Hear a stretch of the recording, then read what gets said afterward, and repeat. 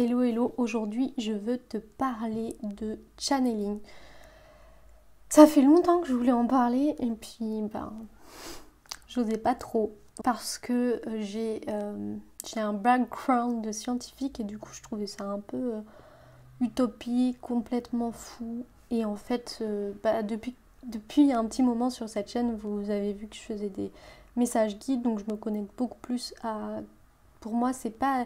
Pour moi, je suis pas encore dans l'idée de que ce soit des guides, mais en tout cas, je sens que c'est une sagesse qui est une sorte de accès à une multidimensionnalité, quelque chose de beaucoup plus sage qui a accès à de l'information, à une information tout autre que celle que je peux avoir avec mon mental.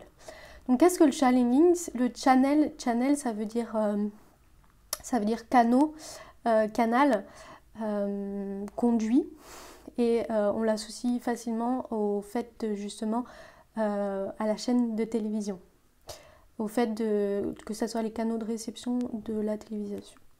Dans ce cas précis, quand on parle de channel, de canaliser, beaucoup on parle de canaliser, c'est pour moi c'est faire référence au fait qu'on a une faculté réceptive et de transmission de quelque chose, de se mettre sur des canaux de conscience beaucoup plus élargis, beaucoup plus sages chez l'humain.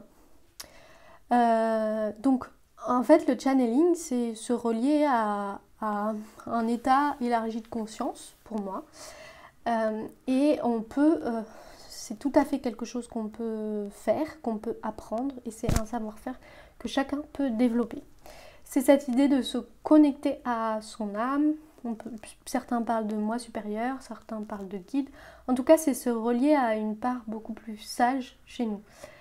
Avec le channeling, en tout cas, tu peux accéder à toute autre idée, à la connaissance. La question que tu pourrais te poser, c'est à quoi sert le channeling? Pour moi, le channeling, il sert à se reconnecter à soi, à se recentrer sur soi.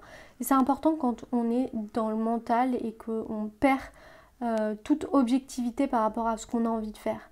Il t'aide à prendre des décisions, des bonnes décisions par rapport à ton cœur, se relier au cerveau du cœur. Le channeling, vraiment, il va te permettre de te sentir aidé, de te sentir encouragé, de découvrir ton propre savoir intérieur. Il va te relier à toi, il va te relier à une connexion à quelque chose, une élévation, une vibration beaucoup plus élevée que rien que d'être à un niveau vibratoire justement lié au mental. Et plus tu vas élever ta vibration, plus tu vas t'élever à recevoir justement des perceptions intuitives. Et tu vas avoir des expériences de guidance intérieure.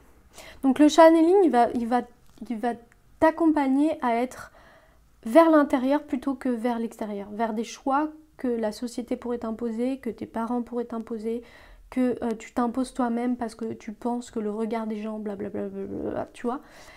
L'idée, c'est d'aller se reconnecter à soi.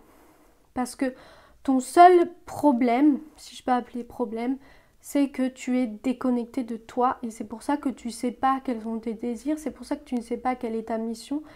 C'est parce que tu t'es déconnecté de tes propres envies, de tes propres désirs. Tu t'es déconnecté de ton âme. Donc le channeling, ça va t'apporter justement de te connecter à tes propres conseils, à toi, ce que tu veux vraiment, t'apprendre à t'aimer davantage. Ça va te permettre d'accroître ta créativité, parce que ça c'est ouf, tu vas avoir des flashs intuitifs qui vont te permettre d'accroître ta créativité. Ça va te permettre de découvrir justement le but de ta vie, ce que tu as vraiment envie de faire. Donc quand j'ai commencé il y a plus de 3 ans. Pour moi, ça a débuté par de l'écriture inspirée, de l'écriture un peu automatique. Donc, un peu.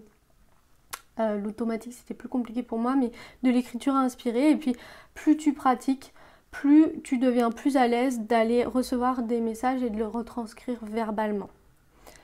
Donc, en tout cas, le process, il est similaire pour moi à l'écriture inspirée. Et du coup, je ferai sûrement une vidéo sur l'écriture inspirée.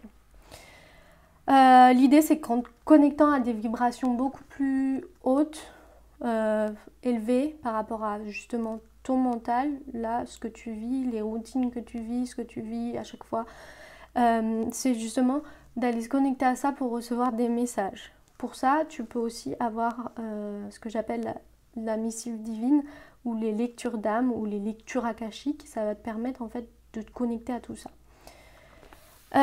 Et comment le pratiquer? Le channeling, c'est pas plus compliqué que de méditer, c'est juste accéder à un point de focalisation, être focal sur un point de focalisation, de se concentrer, d'avoir une concentration, de pouvoir faire ça et aussi de pouvoir relaxer son corps.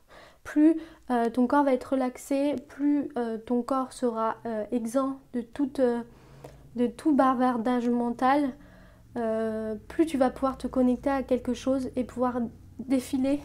En tout cas, c'est ce que je ressens, c'est comme si tu avais une botte de foin. Comme si tu avais une pelote de laine et que tu vas pouvoir venir tirer le fil pour accéder à des informations que tu aurais besoin. C'est ça le channeling. Voilà, j'espère que ça t'a plu. Je te fais de gros bisous et je te dis à très bientôt.